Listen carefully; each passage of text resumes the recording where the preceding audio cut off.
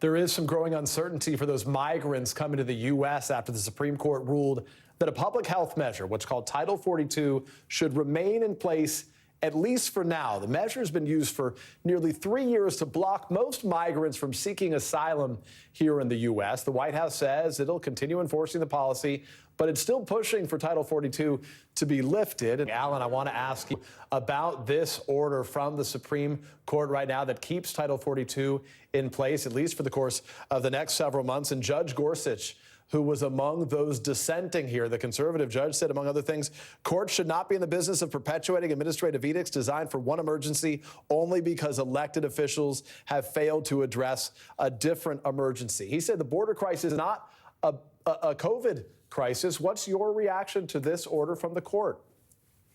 It's very clear from the title that it is not a COVID action because the CDC is actually the body that determines when Title 42 should be lifted, and they said that it should be lifted.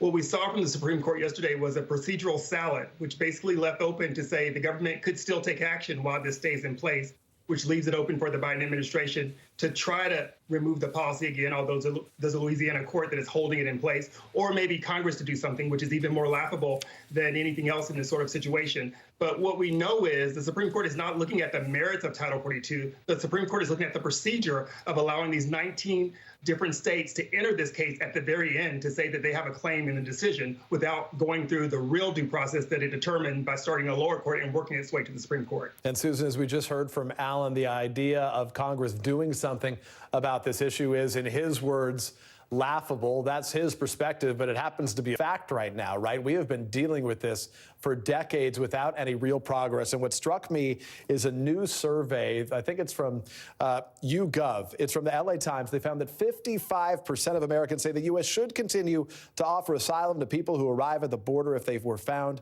to be fleeing persecution. We're now in 2023, just a matter of days away. That means the presidential process begins in earnest very soon. Former President Trump already announcing his candidacy. You know how potent this is politically. Is there any capital for something to get done on this? There is, I think, virtually no prospect for anything to get done on this. I mean, nothing got done when Democrats were in control of Congress. We'll now be in a more fraught situation politically with Republicans taking over the House. There's not any dispute that our immigration system is broken. There's a lot of dispute on exactly what should be done about it. And also, it is, as you said, an incredibly potent political issue. It is the kind of the original issue that Donald Trump touched when he began to run for president in 2015. And it's one to which he continues to return. So, yes, I think this is going to be a problem that probably doesn't get fixed. And that becomes the subject of enormous debate for our next campaign. Alan, what does a secure border look like in your view? What should the solution here be? Well, the first thing we should understand is that the border has been closed for 3 years. And so there are going to be a lot of migrants that are there that may be in need with regards to the different situations around the world.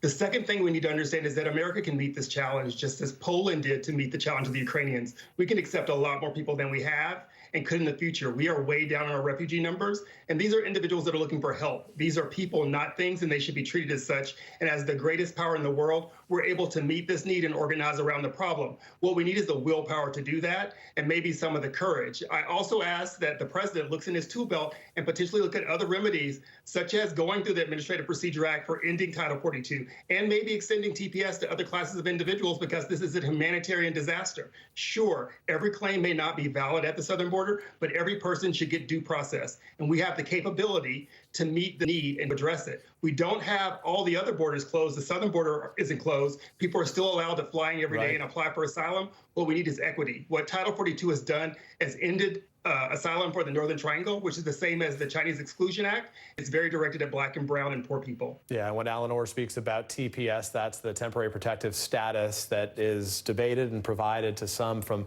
other countries. Susan, last thought to you. We know the President Biden's going to be going to Mexico in the next several weeks there. Obviously, the migration crisis is going to be significant. He's going to talk about migration specifically from some of those Northern Triangle nations right now. What is the U.S. doing to try to address the situation on that side? Yeah, well, the United States is trying to get better relations with Mexico to deal with some of these situations at the border. You know, they have tried to expel people to Mexico, to wait in Mexico. that has worked in some cases, but with the Title 42 people, we see them coming back a border again and again because there is very little penalty for being a repeat offender in that case. There's a lot to talk about with Mexico. We have big problems. We have a difficult relationship with Mexico at the moment, and that's one of the things that has made it harder to deal with the situation on the southern border. Susan Page, Sam Brock, Alan Orr, thanks to all of you. We appreciate your making time.